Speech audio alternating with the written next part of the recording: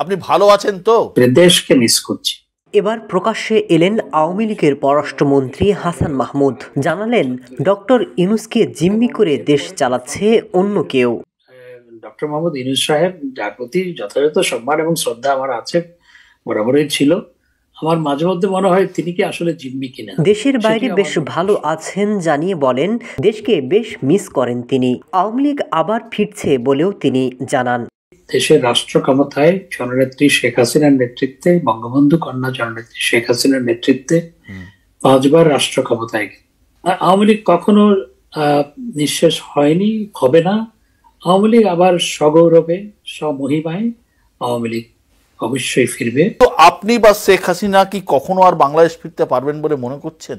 অবশ্যই যাব। এ সময় বিএনপির পক্ষ নিয়ে নির্বাচনের দাবি জানান তিনি। আমি সম্মান এবং শ্রদ্ধা রেখেই বলতে চাই যে সংস্কার একটি চলমান প্রক্রিয়া, এবং সংস্কার কতটুকু সংস্কার, কিসের সংস্কার, এগুলো চলমান প্রক্রিয়া। আর এই ক্ষেত্রে বিএনপিও বক্তব্য রেখেছে।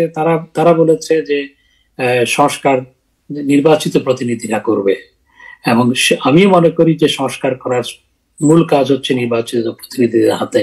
আমি মনে করি সহসা নির্বাচন দিয়ে নির্বাচিত প্রতিনিধিদের কাছে ক্ষমতা হস্তান্তর করে তারপর সংস্কার কাজটা এগিয়ে নিয়ে যাওয়া যায়। এবং নির্বাচন করতে হলে একটি অবাধ, সুষ্ঠু, নিরপেক্ষ নির্বাচন হতে হবে, এবং সেখানে আওয়ামী লীগ, বিএনপি, সবাই, অন্যান্য দল যারা আছে, সবাই অংশগ্রহণ করার পর যারা নির্বাচিত হবে তারা দেশ চালাবে। সেটি যদি যেই দলেই হোক, তারাই দেশ চালাবে।